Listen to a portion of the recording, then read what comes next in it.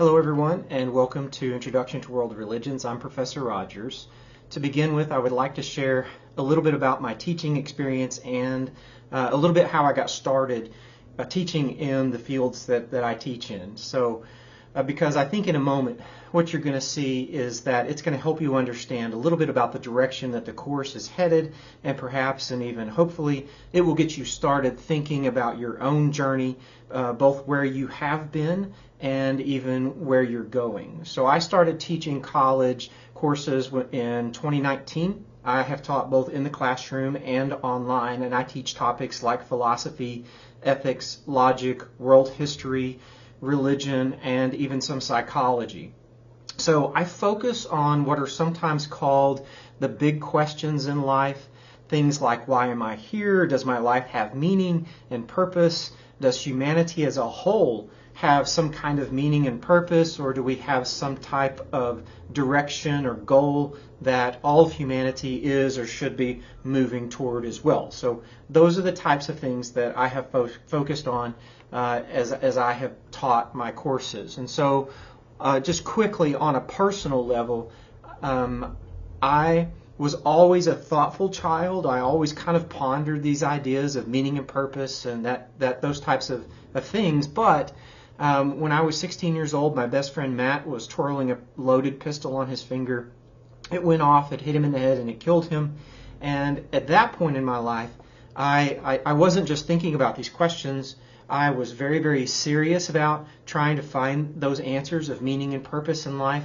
And it really, really gave me a lot of energy to begin to engage in these fields of study. And I've just never really stopped. And I've even loved to approach other people and try to get them to ask these questions and think about meaning and purpose in their own lives. So that's kind of why I do the things that I do. That's a little bit about just kind of where I came from as far as background in teaching those types of things. Now, having said that, in all the courses that I teach, one of the foundational precepts is that I believe that this is more than just sharing information. Information is obviously important, but I want the information to meet you where you are, where you live. I want it to affect your thinking in some way. I want it to affect your life. And we will be studying some of the biggest, most important topics and most important questions that there are. So the theologian Paul Tillich said that these questions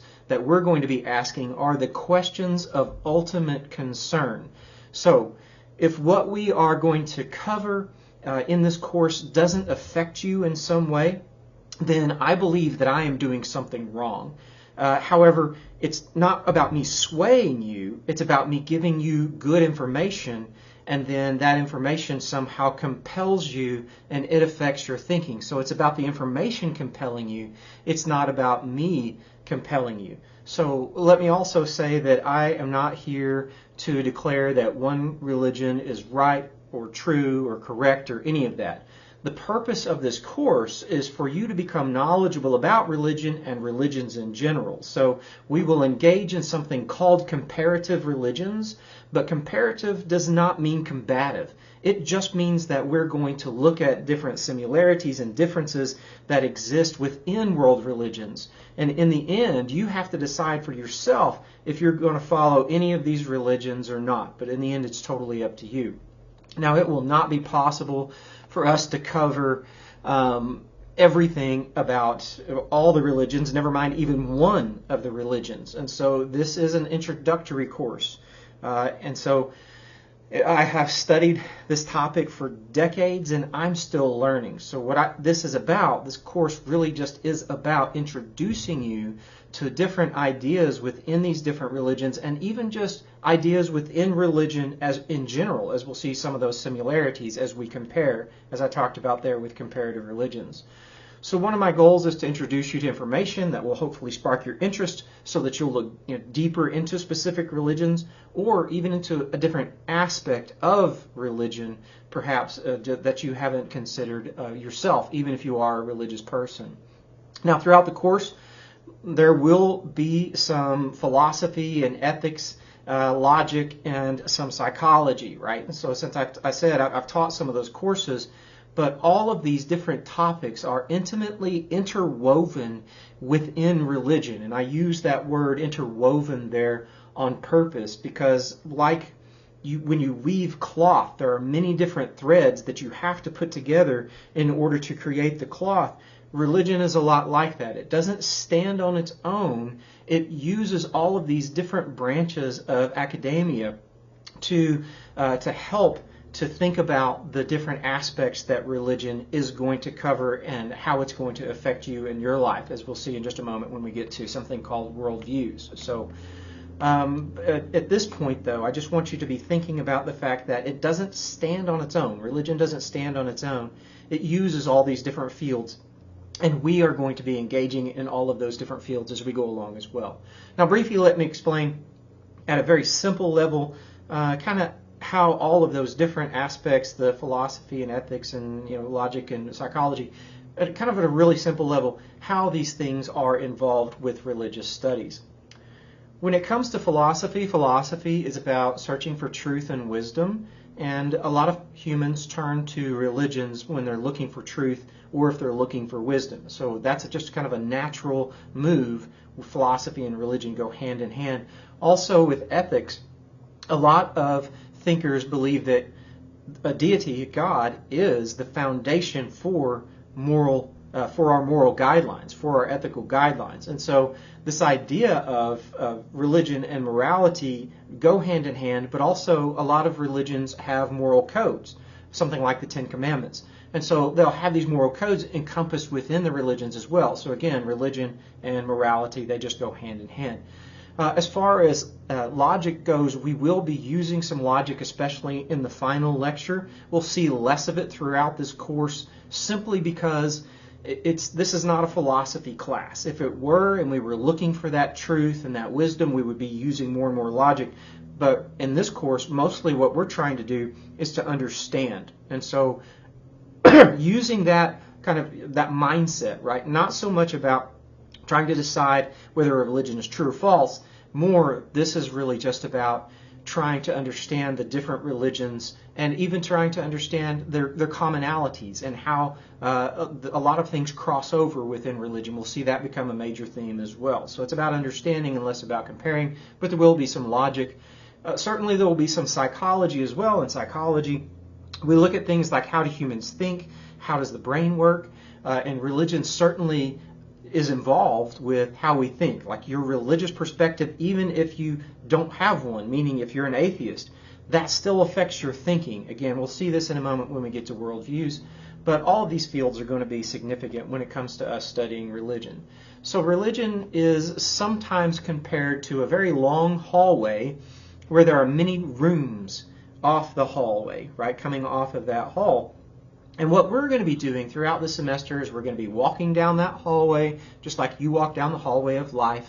We're going to be walking down this hallway, and we're going to open some of the doors, and we're going to look inside, and we're going to see what some of these religions, what they look like, right? What is that room that houses Hinduism, for example? What's going on in that room? And so we'll be opening those different doors and looking inside. Now, one of my professors encourages his students, it's great to walk down the hallway and to look at all these different religions, but eventually you need to choose a room. I don't know if he's right or wrong, but it is something to ponder as we're moving through this. Perhaps if you have or haven't chosen a religion, and we'll talk about a little bit more about that as well throughout the course. But, perhaps at some point picking a room will be significant for you. Now, you probably expect that as we go through this course that we're going to be talking about the supernatural, like a supernatural being, a God, and then we'll also be talking about transcendent beings, those types of things, and that's correct, we will. We will also be exploring different stories, or what I'm going to call myths, throughout the course. And these different myths, these stories, they're going to incorporate things like, for example, creation. So creation or cosmogony. Cosmogony comes to us from, it's a combination of two Greek words. One of them is order and the other is beginning. So cosmos is this idea of something being ordered, and then that ology there, that cosmology, that cosmogony, there is the idea of how did all of this order begin? Where did it come from? And so we'll be looking at a lot of origin stories within these different religions as we go through them. We'll also be looking at stories that talk about the birth or the creation of humans, and there's a lot of kind of fun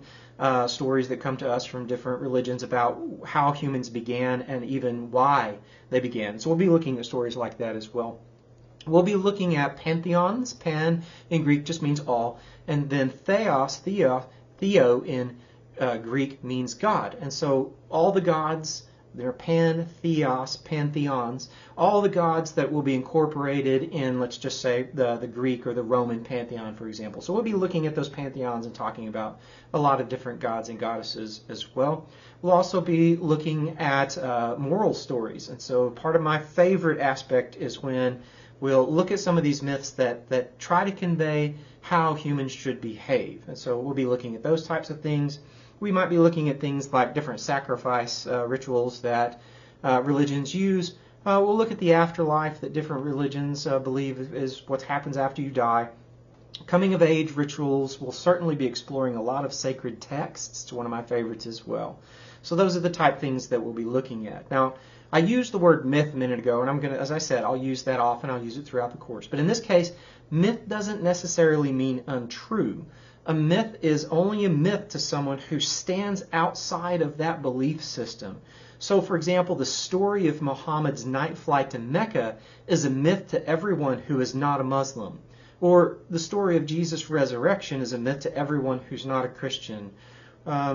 So it's that kind of thing. The birth of Buddha is a myth to everyone who's not a Buddhist. So that's kind of what we're going to be looking at, and I'll use that word myth again. It doesn't necessarily mean untrue. A myth for us throughout this course is going to mean a story that helps people to understand something significant about the world that they live in. So it could be, again, the world's origin or the origin of people or understanding morality, moral tales, that type of thing.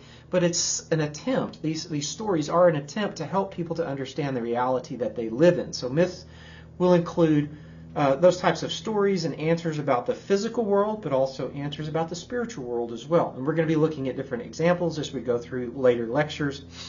You'll begin to understand what I mean as we see these different myths unfold in front of us. And you're going to also, hopefully, you'll see a pattern within these myths as well, because there is a lot of crossover from these different religions and what they're trying to convey. And so that's going to be important to see the pattern as well. In fact, in Lecture 2, that's going to be my primary purpose in that lecture, is to help you see kind of a fast bullet point of here is what's happening within many of these religions. And so that pattern is going to be really important for us because it will help you understand other religions, but it will also help you to understand your own religion as well. Now, how do we define religion? Well, the word religion comes from a Latin word, religio, and religio means something like to bind or to tie back, something like that. And there's a debate among scholars about exactly where the term came from and how it was used and all that stuff. But for us, that doesn't necessarily matter. What matters to us is we're just going to think of it as this idea of religion is you binding yourself to some type of belief system or some type of right practice, right action system as well. Now, Merriam-Webster, the dictionary, defines religion like this: a personal set or institutionalized systems of religious attitudes, beliefs, and practices, and the service and worship of God or the supernatural, and a cause, principle, or system of beliefs held to with ardor or faith. Now, there's nothing wrong with that definition, but it does not apply to all religions. So in actuality, I said, how do we define religion? In actuality, religion can be really, really hard to define. And that's because, as we'll see, there are so many different varieties of religions. And there's a wide variety of what's called orthodoxy and orthopraxy. And orthodoxy means right belief, believing the right things. And orthopraxy is right action. So there's a wide variety within world religions of having which belief is right and which kind of actions are right as well. And we're going to be looking at a lot of those different things. And so this definition here that I just read from the dictionary, it included things like service and worship to God, but that's not true for all religions. Some religions don't even have gods.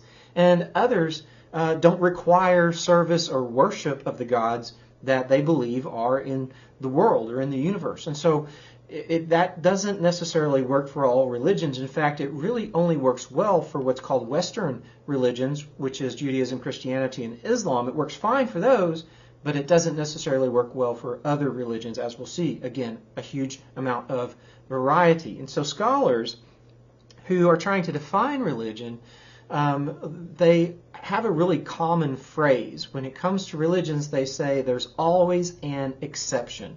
And so as you're trying to define religion, as soon as you write out a definition, there's going to be an exception to that, because this religion over here doesn't do or believe or whatever. And so religion can be really hard to find because there just is so much variety within world religions. So what we're going to do, rather than trying to define religion further, what we're going to do is we're going to talk about some of the perspectives, some of the starting points that people use when it comes to trying to study religion. So what we're going to start with here first is a scholar versus a practitioner. Now, within academia, there's often a debate about who has an advantage when it comes to studying a religion. Is it someone who is approaching that religion as a scholar, or is it someone who is approaching that religion as a practitioner? And the answer really seems to be that both have an advantage, and for different reasons. So a person who's practicing a religion will be able to see and understand things from inside that religion, and that will be a view that simply is not available to someone who is not a believer. So this person can be a scholar of it, and they can learn everything about it, but if they're not a practitioner, there's going to be some stuff that they'll never know simply because they're not a practitioner of that particular religion. So just kind of as an example, there's a paper written by a philosopher named Thomas Nagel that was called What's It Like to Be a Bat? And the article is about self-consciousness, but for us it's going to help us understand this too. Basically what he says, that Nagel says there, is that no matter how much you learn about bats, you'll never know what it's like to be a bat. And so for us in this particular situation, no matter how much you learn about a religion, you're never fully going to understand the certain nuances within that religion unless you're a practitioner. So there's an advantage to being a practitioner because you'll have a kind of knowledge that scholars who are just studying the religion and are not practitioners, you'll realize something that they can never understand. On the other hand, there are advantages to studying religions as a non-practitioner of that religion. So I can just say here, first of all, that I expect that my students will only be true practitioners of one religion, if any, but of one. And what that means is that when it comes to studying all these other world religions that we're going to study throughout the semester, you're going to approach them as a scholar, or at least as a beginning student of those religions. And so you're not going to be able to see from the inside, but one of the advantages of that is the ability to be more objective than someone who is on the inside. So if you're not a believer of a religion that we're studying, you're more likely to be able to critique that religion with a mind that's not trying to reassure yourself of the truth or falsity of that religion. It will simply be about understanding that religion rather than trying to critique it as either true or false. So mostly we're going to be looking at religions, trying to understand them and not judge them as right or wrong. And as someone who's just approaching it as a scholar and not a practitioner, what that allows is that your brain can relax in a way that it can't relax when we start studying religions that you believe in. So if you believe in any of them, then that approach from that scholar, that's going to have an advantage there as well. Now, having said that, this idea of advantages for practitioners versus scholars, everyone has biases, including myself. So as we start this class, it can be helpful to mentally acknowledge the biases that you have when it comes to the different religions. And let me say also that I have not been stationary in my own religious beliefs either, meaning that I've had a lot of different perspectives. I've stood in a lot of different places, and I think that's really allowed me to understand religions from a lot of different angles because I have had so many different positions that I have held as far as my religious convictions. And so I'm going to share a little about where I have been, but I'm going to share the positions that I've held in alphabetical order. And I'm not going to tell you where I'm at currently. Now, in the last lecture, I'll talk a little bit about my own personal beliefs or share some of my own ideas. But I do this because I found that if students know my position from the beginning, they will simply disagree with me. Like if they're not in the same position that I am, they'll disagree with me simply because they know where I stand.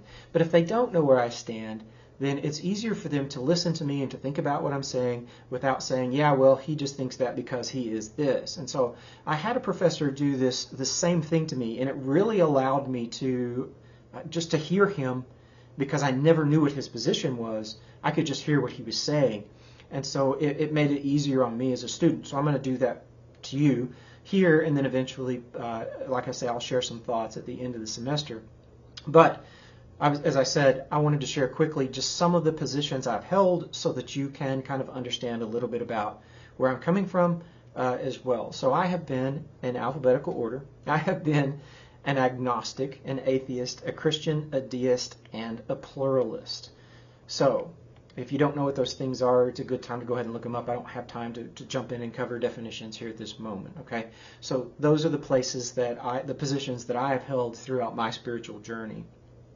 Now, another reason that I share part of my journey here is to hopefully help you set your own mind at ease. I have been studying these topics, as I said, since I was a teenager.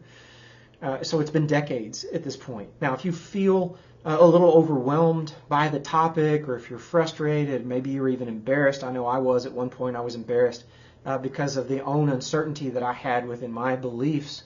I want you to know and understand that that's really normal, and it's okay. A lot of my students are in that position of they don't really know yet what position they're in, and that's okay. Now, my mind was set to rest on this issue by one of my professors when I was in college, and his name was Dr. Macroark. I can't help smiling. I really love this man. Now, I had the good fortune of knowing him from the time when I was about 10 or 12 years old. So I knew him as a person before I sat in his classroom, and I just have to say that the more I learned about him, both as a scholar and as a person, the more I respected him. He was this quintessential professor who wore tweed suits, and he had a bald pate here on top with white hair kind of around the bottom edge. He wore wire-rimmed circular glasses. He had these incredibly piercing blue eyes that, genuinely twinkled there. And then he also had a white but perfectly trimmed bushy beard. As I said, he was quintessential, like in just his appearance. I took every course that I could take under him. He was absolutely a genius. He was considered, for example, the third leading authority in translating ancient Greek. Again, just an absolute genius. And so I remember one time I was sitting in class, and he was standing there holding a Greek text, and he was reading from the text. And it occurred to me that he wasn't actually reading from the text. He was pretending to read from the text, because it occurred to me finally that he had it memorized, both in Greek and in English, but he was too humble to stand there and just quote the text. And so really where I'm going with this is that on one day of the beginning of one of the courses that I was taking under Dr. O'Rourke, I remember that I was leaning forward in my chair in anticipation of what he was going to say. And he said, "Every day I wake up and I think to myself, today I might have to change my mind about something that I always thought was true." And in that moment, I remember physically sitting back in my chair and a weight just lifted off my shoulders, because I realized that if Dr. Roark, with all of his knowledge, with all of his incredible wisdom, if he could wake up and change his mind about something he thought was true, then I could certainly change my mind. And so it really just liberated me. And for you, my students here, I genuinely hope that as I share that it will help kind of set you at ease, that you have the right to change your mind about something as we go throughout this course. Maybe, something will occur to you and you need to be set free to be able to have that experience as well, right? And also, let me just say, nobody has all the answers. The further I get down this road, the more I realize nobody has all the answers. And so that means none of you do either. That's okay. Start kind of thinking of this as a journey for yourself. Expect the journey and maybe even try to enjoy the journey as well. Now, as I said a moment ago, we were looking at this from the perspective of a practitioner versus a scholar, but there are other ways that that people approach studying religions. And I want to share 3 kind of categories that I think will begin also to help you start thinking about studying religion, both as a scholar here in this class, but then also on a personal level. As I said, I want this information to meet you where you are. So there's 3 ways that people approach studying religions, or 3 ways that scholars understand religion as being important, that I want to share with you here quickly. So the first way comes to us from a theologian named Durkheim. And what he did is he focused on what's called the social aspect of religion. So what he does is he thinks that the most important aspect of religions is something like a social gathering. So if people are gathering at a church or a temple or a special location for an event, maybe at a river for baptism or something like that. So this idea is that what really matters is how the community acts within that religious dynamic. And so it's about the social aspect. And then this is a good time because I'm about to use a term, so if you haven't been taking notes, and you should have, then this is a good time to start taking notes for certain. There's something called, and I'll reference this a lot throughout the course, there's something called an axis mundi.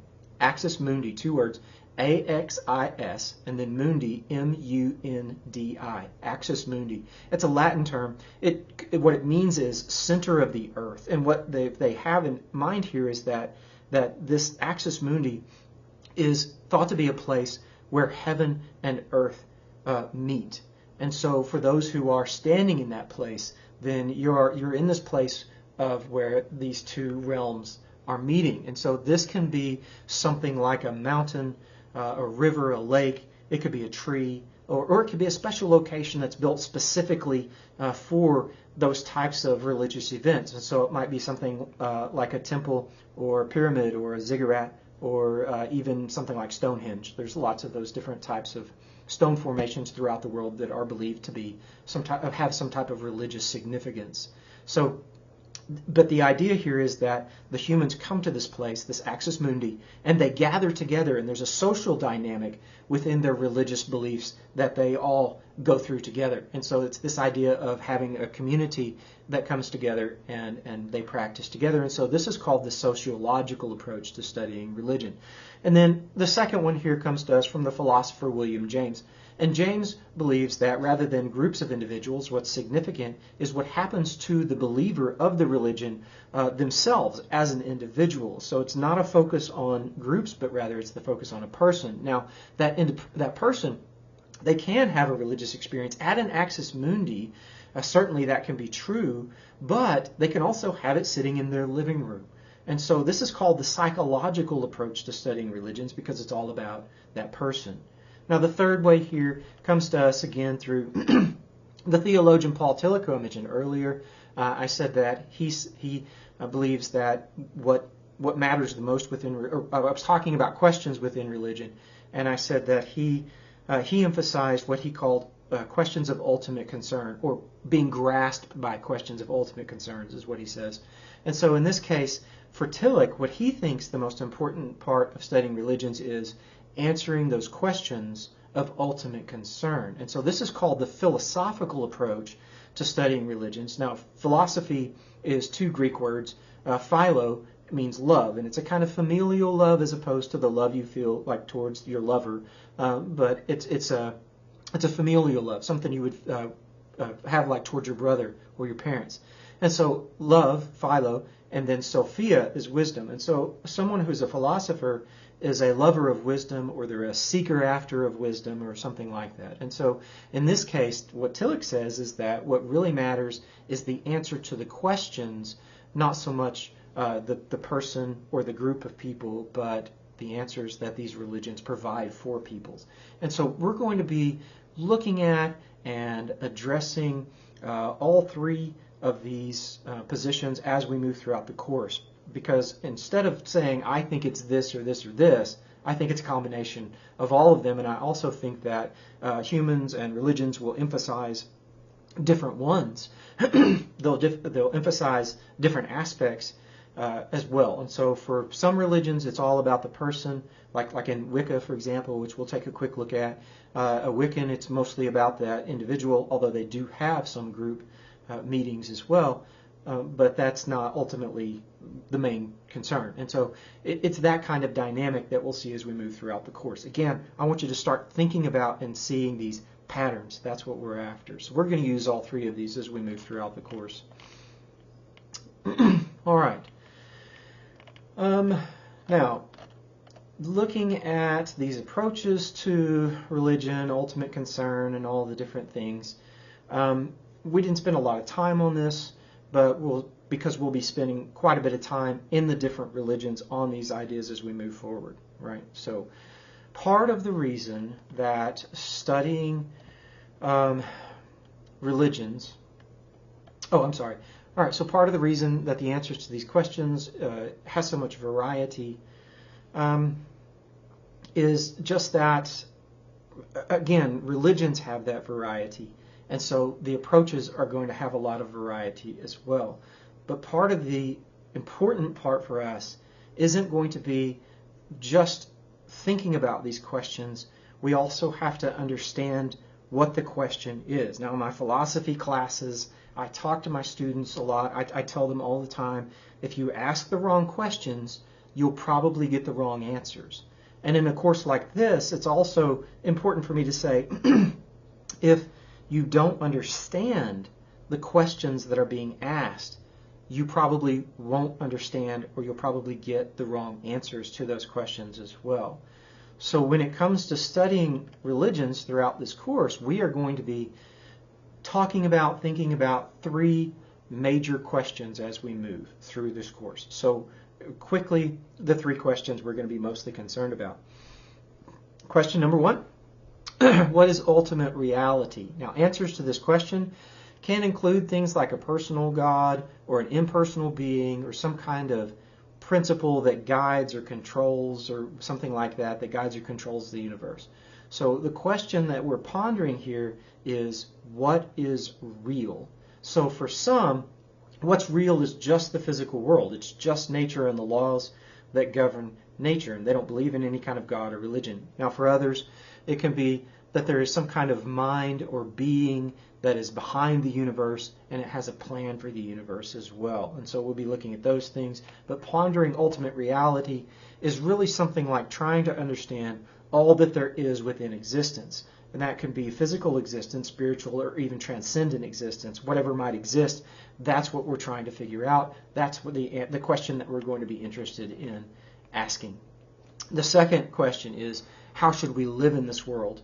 And really what this is asking is about orthopraxy. Remember, that's that right action, right? Orthodoxy is right belief. Orthopraxy is right action. So the idea here is that religion takes a lot of different approaches to this question of right action. And we're going to address a lot of different religious traditions that are going to deal with this. And so for some religious traditions, right action might be summed up in something like the Ten Commandments. Or it could be summed up in like the 5 precepts in Buddhism, stuff like that. Also, though, for many religions, it can be tied up in what are called morality tales, or something where a story is told and you're meant to take some kind of moral truth away from that story. And we're going to see a lot of examples from like North American, Native American tribes, African tales, Greek traditions, even Mesopotamian traditions, stuff like that. So taking these different morality tales, looking at them, we're taking different lists of moral precepts and looking at those and trying to understand them as well. And these things can come from different places. Sometimes it comes from that sacred text. Sometimes it might even come from inside of humanity, so as to speak, that God may have written morality on a human's heart, for example. So we all know by nature what right action is. And we're going to be looking at lots of different varieties of this. How should we behave? And finally, the third one here is, what is ultimate purpose? Now, one aspect that we will investigate is the different religions looking for and trying to understand what they believe is the ultimate meaning for life. And so for some, living a good life or a well-ordered social life really just is the ultimate purpose. And there's nothing beyond this life. And so we see one religion that will approach life, the ultimate meaning of life from that perspective. And others might think that living a good moral life now, that the ultimate purpose is somehow to achieve like a good afterlife. Or we'll see where some religious thinkers think that what we do here now, living a good life and having good behavior, the ultimate purpose of that is to somehow be reincarnated. We come back into this world and we are destined to live out this life again. And then sometimes we just do that over and over again on an unending cycle.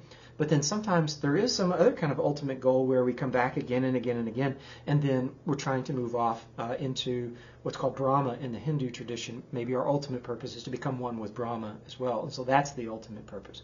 So we're going to be looking at a lot of different ideas of what is the ultimate purpose of humanity and life and all of these different things, as I said, as we move throughout the course.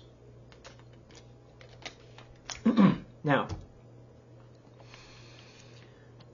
another question, why study religions at all? Why study them?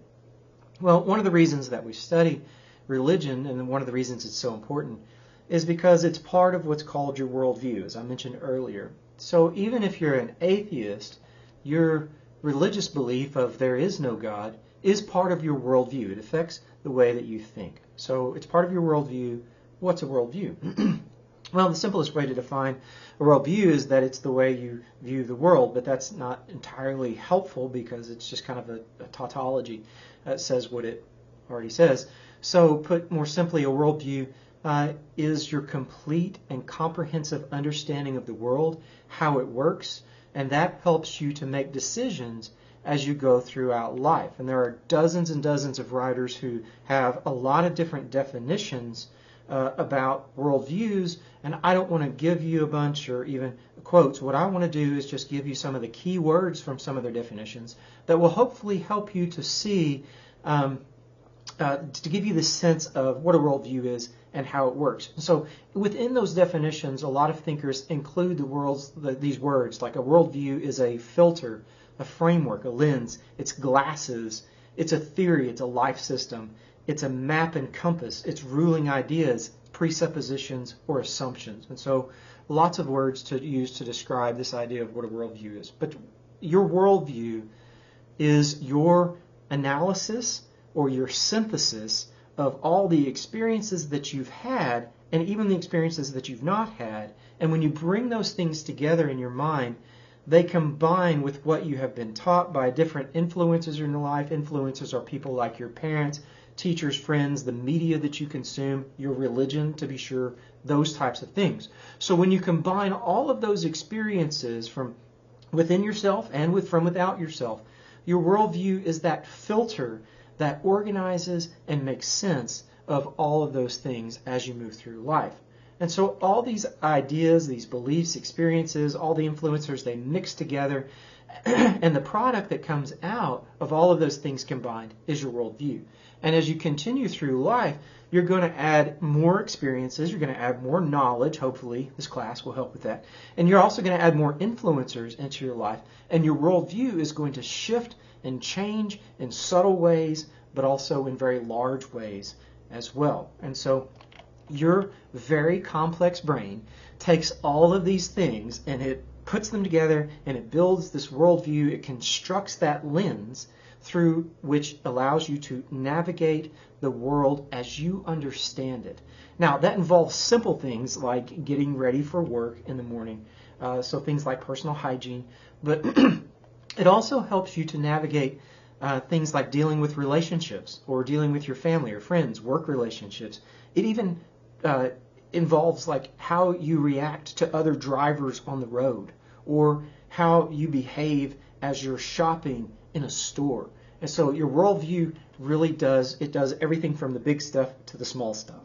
Now, in a way, your brain does this without thinking. It's probably better to say that your brain, it's practiced creating this filter since you were born, and now it kind of runs in the background. So you don't necessarily think a lot about what you're doing. You just do it because it's part of how you behave, because your worldview has been trained into this. And what you'll find is that when you're younger, your brain is a lot more fluid. It's easy to kind of create and mold. And then the older you get, we talk about people being set in their ways. The older you get, the harder it is for you to change your mind. And the more you learn about something, the harder it is to change your mind about that as well. That's called ideological immunity. And so this idea is that the more you know, the harder it is for you to begin to think in a different way. And so that's kind of how your worldview works. I like to think of your worldview as a frame of your house, and a frame of your house supports all the rest of the house. And so this is a kind of mental frame that supports you as you go throughout your life, and it will guide you in the big stuff, or it will even guide you in small things like buying a pair of shoes. I'm not kidding. It really, I could demonstrate how that works, because your worldview just is part of that as well. So it supports everything that you think about the world, the universe, humans, purpose, like the purpose of you as a human, but the purpose of humanity as a whole, human responsibility, both you as a person, and then also humans' responsibility as a whole. It guides how you think about things like social norms and laws, what you think about God, morality, the afterlife, justice, love, hate, beauty. All of these things are encompassed there within this worldview. So a worldview is a core set of beliefs that supports other beliefs and allows you and even causes you to act in the physical world. And so what you believe about those core issues also determines your behavior. Now, as I said, worldviews come with a system for judging different ideas or issues according to their value. There's that word value again. It's going to come up all the time. Those things that you value most will have a greater impact on your actions. So if you believe in a religion, meaning that it has value to you, you will spend some of what I call resources, that's time, energy, and money. You're going to spend some of your resources on religious activities because it has value to you. But if you don't believe in a religion, you will not spend your resources on religious activities because they don't have value to you. So what you believe determines what you value, and what you value determines how you behave. Now here, I've got to turn to my handy-dandy whiteboard. I'm going to do my best to make that visible real fast. Everything's backward. Get the light off of it. Okay. So as I said, what you believe determines what you value, and what you value determines how you behave. That top word is actions there. Yeah, it's got too much light on it. Okay. This is a beautiful drawing of an iceberg, and humans are like icebergs. And what I mean here is that with an iceberg, you can only see 10%. You can only see the very top. Think of a glass of water with ice cubes. You can only see a little portion of the cube there within that glass. Humans are like that. On the surface are their actions, and that's all you can see. All you can see is what a human does. What you can't see is everything that's happening below the surface. And so what a person values determines how they act. Now, what a person believes determines what they value, and what they value determines how they behave. So, for example, if you believe that family is one of the most important things in your life, that's a belief that you hold, which means you're going to value your family, which means you're going to act accordingly. Or if you're like one of my students in an ethics class, he declared that all that matters is money. And so what he believes is that all that matters is money, so money is what he values, and he's going to spend the majority of his actions trying to acquire more money. And so your beliefs determine your values, and your values determine your action. Now you can see down here at the bottom, there is another empty spot. What I didn't record in there was what your beliefs are based on are things that you consider to be true. Now, if, for example, you have a bad belief, the Nazis are easy. Let's say the Nazis, for example. The Nazis believed that Jews were not fully human. which means that their belief that, their truth was that, and it determined their beliefs, was that humans are not, or that Jews are not fully human.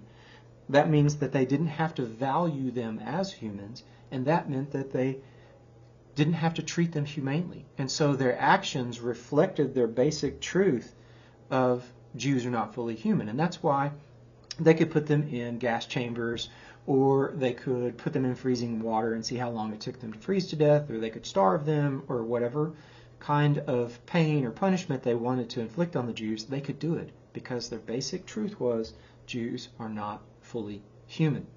Simple. And so for us, and let me say, I believe that Jews are human, just in case. So for us, we want to be sure that we have true beliefs, truth. We want to have truth down here on the bottom that somehow upholds our beliefs, that upholds our actions, that upholds our values. Right? Okay. All right. So for us here within religion, what does that mean? Well, part of what it means is that it allows us to understand, and understanding is a huge part of this course, it allows us to understand how people can do things like hijack planes and fly them into buildings, 9/11. This is why. It's that truth, belief, value, actions thing. Or within a religious perspective, it can also explain to you why someone like, say, a Mother Teresa, who said that, who spent her life helping the poor and the downtrodden, it was because her truth was, and that determined her beliefs, and that determined her values, and that determined her actions. And so you can kind of see how this works out. And so this works with all aspects of humanity. I'm just using here in this case because we're looking at religion. Religion is our focus, but that is true for all aspects within humanity. So as I said, that truth, belief, value, and actions. Now, none of the pieces of your worldview work independently. Humans don't compartmentalize the different aspects of our life. What I like to say is that humans are not waffles. Waffles, I don't like a lot of syrup. So if I have a waffle, each little square has got its little compartment of syrup, and all the compartments are kept separate because they've got this compartment here, and you've got a square here, and you've got a square here, and humans don't work like that in our lives. So trying to keep different aspects of our lives separate is basically impossible for humanity. So what I say is that humans are like plates of spaghetti. All the noodles run around all over the plate, unless you're a really weird person and you pull each noodle out and you put it out as an individual before you eat it. You'd be a very strange person if you do that. But a messy plate of spaghetti. All the noodles roam around and they touch each other at all these different places. So for example, when I was a kid, I don't know how many times I heard people say, leave your religion out of politics. Well, you can't. It's impossible. Humans don't function like that. We do not compartmentalize.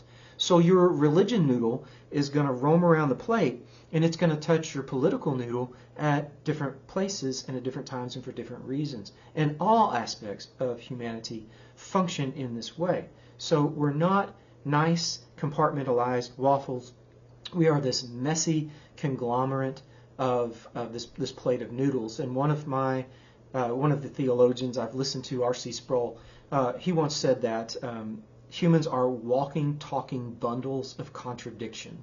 And it's very true because just of the messiness, the nature of the messiness of the way our minds work, and that just is the case. And so your religion is going to influence all aspects of your life, and all other aspects of your life are going to touch as well. So you can't keep like your work life and your home life separate. Hopefully you can to a degree, but if you're having trouble at home and then you go to work, you can't fully just dump everything and it not affect you there at work. We just don't work like that. So we're this messy plate of spaghetti. Okay. Now, as I said, the more valuable something is, the more influence it's going to have on your worldview. And that leads us to a person called Scheller.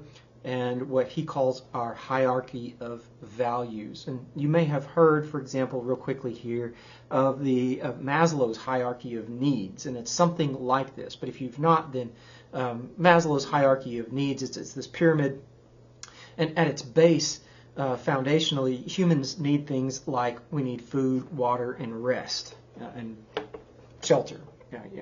Food, water, and rest. That's the basic things that we need, right? I'm going to erase this real fast.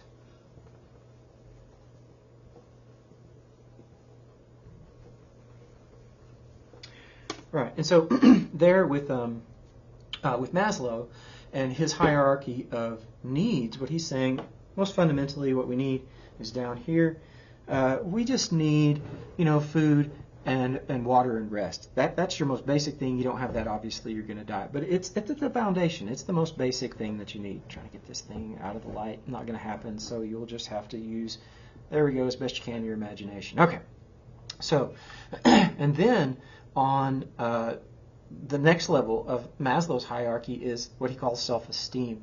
The next step for the pyramid is something like the need for safety, so shelter or even financial stability, that kind of safety. So that's going to be that second rung, and then the third rung is going to be something like love and belonging. You need those relationships within your life to survive and thrive, so family, friends, whatever that might look like for you.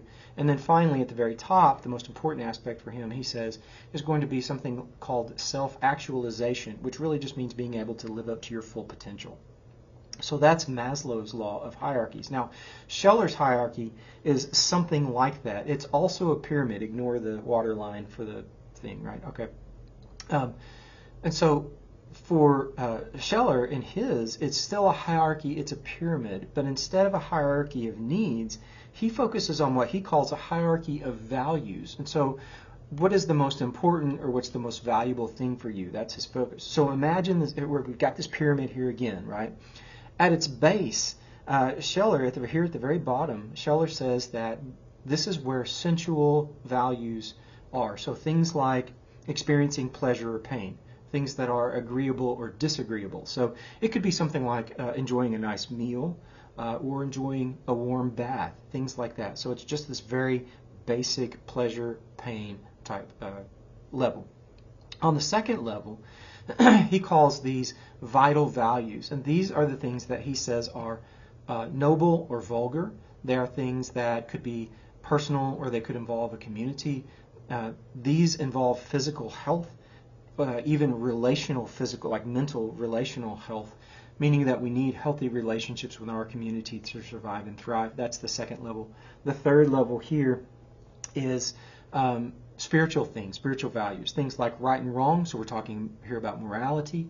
We're talking about things that are true or false, beautiful and ugly, things that we prefer, like love over hate, those types of things. So that's his third level. And then finally, the fourth level, and the one that he says is the most important, he says this is the values of transcendent, the things that are transcendent. These are the things that are holy or unholy, the things that are absolute or of ultimate value. You can hear Tillich there with ultimate concern.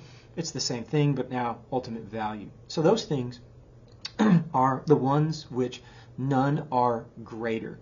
So one example comes to us through the Christian concept found in Matthew 4:4, where Jesus says that man cannot live by bread alone, but by every word that comes from the mouth of God. And what he means is that bread is important for physical life. It's down here at the base. But what's even more important to that for our spiritual life is the words that come from God. And so he says, that's up here. That's the most important thing. It's the thing that gives us purpose, that gives us hope, it gives us love, and it just is the greatest things of value. So here, let me also point out that many people in American culture and in other places too have flipped the pyramid upside down and have begun to prioritize things in the opposite directions of what should be valued. So people often view the pleasure, the most basic things, as having the highest value. And you can see that because their actions reflect it. Remember that iceberg, you just see their actions. Their actions are telling you all they're pursuing are this good taste, we call it in philosophy, the things that taste good, or just the pleasures of the physical world. And what Scheller says is that those are at the bottom of the hierarchy, but people have flipped this upside down. Now, there's nothing wrong with seeking pleasure or avoiding pain, but this should not be, according to Scheller at least, the focus of our lives. And the same is true for the next two tiers for his pyramid as well. Wisdom and virtue are admirable things, but they should not be the primary thing that we are pursuing. Now, he says that what we should be pursuing the most is that transcendent, those things that are on top. I'll quote other sacred texts at some point, but another Christian text here from Mark chapter 8, verse 36 says, "What does it profit a man to gain the whole world but lose his soul?" And the idea here is because if you gain the whole world, well, that's temporary, but your soul here in the Christian tradition is eternal. So what's more important is your soul, and not what you gain, the physical things and the physical pleasures or happiness or those types of things as you go through life. And if you've ever had the experience, for example, of owning a new car, a new house, or even playing a new video game or anything like that, or being in a new relationship, what you see is that for a time that pleasure is intoxicating, but after a while it wears off and it tends to go away. And so that's one of the reasons that we see so many wealthy people, I'm just going to say people in Hollywood because they're the easy ones to demonize sometimes, but you see them go through so many cars and houses and even through so many relationships, because once that new wears off, they tend to abandon it for something else that new that brings that intoxication. And that's why you see them doing those things, and it's why we do those things as well. And that's why here Scheller is telling us what's most important are the eternal, the ultimate things, not these baser things. So that's kind of why we do what we do. Here, one of the best examples of this, what's more important is the things of the ultimate concern of eternal value. One of the best examples of this comes to us from the tale of Faust. Now, here I'm going to summarize the Faustian tale very quickly, and if you have heard a different version of this tale, I am not surprised. In fact, if you heard it exactly this way, I would be shocked, because there are dozens of variations on the Faustian tale. But here, I think that just some of the most basic points. Faust is a scholar, and he is highly successful financially and academically. He has a lot of knowledge and a lot of wealth, but eventually he becomes bored with the physical pleasures and the knowledge that he has, and he sells his soul to the devil. And basically the deal is that he's going to be granted magical powers. He's going to be granted all the physical pleasure that the earth has to offer, and then after a set number of years, his soul will belong to the devil, and he will be the devil's slave for all eternity. Now, as I said, there are a variety of tales here, and sometimes in the end, Faust is damned and his soul belongs to the devil, and sometimes in the end, Faust is saved for some reason, and he's not, condemned forever to be the devil's slave. But what's important for us here is to understand that what Faust comes to understand is that even if he's granted all the knowledge, and even if he's granted all of the earthly pleasures that the world has to offer, then that, in the end, does not amount to much. And he realizes that what's really important are these things of ultimate and eternal concern. And so for us, this is a kind of cautionary tale that even, is referring back to that passage from Mark that I referenced a moment ago.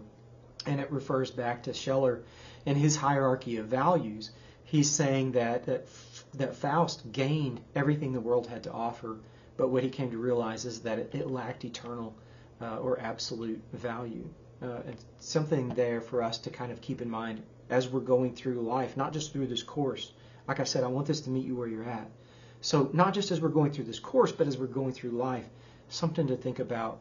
What's the ultimate concern for us?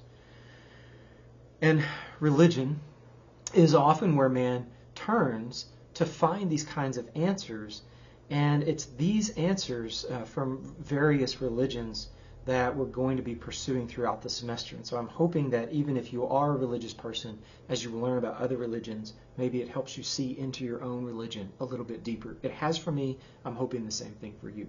Now, let's see. Yeah, so one thinker who was talking about Scheller's hierarchies, I'm going to say this real fast, he said that in this postmodern world, this postmodern mindset that we find ourselves in right now, it's a philosophical part of the time frame of how humans have thought throughout history. We're in what's called a postmodern mindset.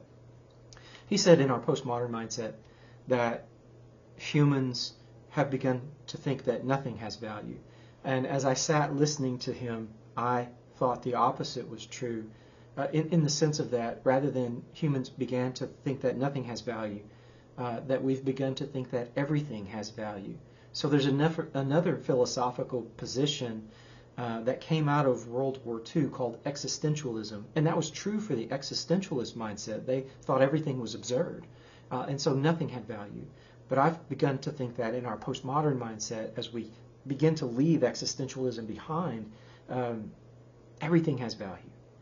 And that's kind of the same thing as saying that nothing has value. When everything is equally valuable, then perhaps that's why he thinks that we think that nothing has value. But if everything is equally valued, then nothing has value in the sense of that it has no more value than any other thing. And I think that, again, that's not the case. That we've begun to say that everything has equal value. But I think just a few moments of sitting and thinking about this will cause most people to realize that this is not true. Driving a nice car, for example, is for most people not going to be the same. It's not going to have the same value as your family. So people can pay lip service to something to say, yeah, everything's equally valued. But in the end, when you really sit them down and you really start poking at them and trying to get to what's valuable, then a lot of times they'll come to realize that there are things of greater value than others. And so I think some of the answers that religion has to offer, hopefully you'll begin to see some of those are valuable as well. All right, so as we move through the semester, I encourage you to keep this idea in mind about value. He's claiming, that most valuable, up here with transcendent within religion. As we're pursuing answers, hopefully you'll find something that helps you as well. Now, in one of my introduction to lectures of philosophy, I talk about something called the first question. And the first question for a lot of philosophers is the question of the existence of God. And so the answer that a person gives to that question determines a lot of the other answers that a person gives to the questions in life. And so how you answer that question is going to be one part of the foundation for your worldview, or that pyramid that we were talking about a minute ago. It's going to be one of your truths.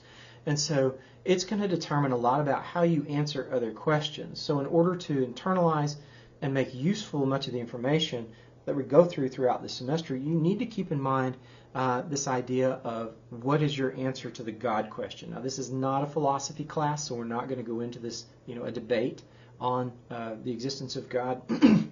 I do those things, but not here. That's not the purpose of this introduction course. So what I do want to share with you, again, here comes from William James. And he wrote a book called The Varieties of Religious Experience. And in that work, James describes kind of what you would expect from the title.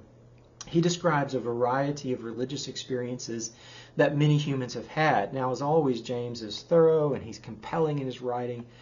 But one of my favorite concepts from that particular work, James says that no experience is too strange to simply be dismissed. So if a person has had an experience, he says, they have had it. And it's up to us and it's up to them to deal with the experience as it has been had. So in my studies, I have read a lot of stories about encounters with things like past life regression, ghost demons, like demon possession, poltergeist, just stuff like that, that for me were very, very strange, things that I had never personally encountered. But what James is telling me is that if a person's had that experience, they've had it. And I can't simply dismiss it as too strange or too weird, but I have to deal with the experience as it has been had. Now, when someone comes to me or you and they relate to us an experience that they have had, we have the right to interpret the experience, but again, we can't simply dismiss it as, well, nothing happened, right? We have the ability to interpret, but not necessarily just the ability to dismiss. Now, I'm saying this in order to kind of hopefully help you as we move into these different religions and these different religious experiences, because some of what I'm going to share with you is going to be strange to you. Some of it's very strange to me, and I've been doing this a long time. So it might be strange to you, but I want you to keep in mind that sometimes there's a common thread that runs underneath the different stories or experiences that people have within their religions. So, for example, you need to try and keep this in mind so that hopefully you can see the common thread that ties us together. Okay. So, for example, there's an old story about a Greek king who has a group of his own countrymen in his courtroom, in his throne room, and then he invites a group of men from the east to come into that courtroom as well. And the king looks at the Greeks, his own countrymen, and he asks them, how do you dispose of your father's remains? When your father dies, what do you do with his remains? And they said, we burn them. And then he looked at the men from the east and he said, what do you do with your father's remains? And they said, we consume them. And so he then turned and he looked back at the Greek men and he said, what would it take? What would I have to pay you in order for you to consume your father's remains? And they said, there's no price. There's no price that you could pay us that would cause us to consume our father's remains. And then he turned to the men from the east and the king asked, what price would it take? What would I have to pay you to burn your father's remains? And they said, there is no price. You couldn't pay us enough to burn our father's remains. Now, what we see here in this story is two very, very differing positions on how to treat your father's remains after he dies. But there's a common thread that ties both of these ideas together. And that common thread is treat your father's remains with respect. So we've got very different ways to respect our father's remains, but there is that common thread that brings both sides together and says there's something important about the way we handle the remains of our loved one. And so we treat them with respect. What that means, in action, in orthopraxy, is different for both sides, but there's that common thread, honor your father's remains. I really, really hope that you keep this in mind as we start studying all these different religions. As I said, you're going to see some things that are probably going to be very strange to you. But keep in mind that chances are the people who are practicing these other religions are after something very, very similar to you, even if it looks really different on the surface. And so trying to see beneath the surface and understand why they're doing what they're doing is also going to be a very important aspect of this class. So, in this introduction, we have looked at how religion as an academic study uses different fields of academia. We've looked at how to define religion, the different ways to approach religion. We've looked at some of the main questions that we're going to explore, why religion is important, why it's valuable, and finally, we have been trying to look at this, trying to understand other people's religious experiences, even if they seem strange to us. Now, introductions for me always feel a little bit overwhelming and vague because we have to cover so much ground in just these real general terms to understand what's coming to us throughout this semester. So as we move forward, we're going to narrow our focus and we're going to look deeper into these ideas, and I'm looking forward to making this journey with you, and I will see you next time.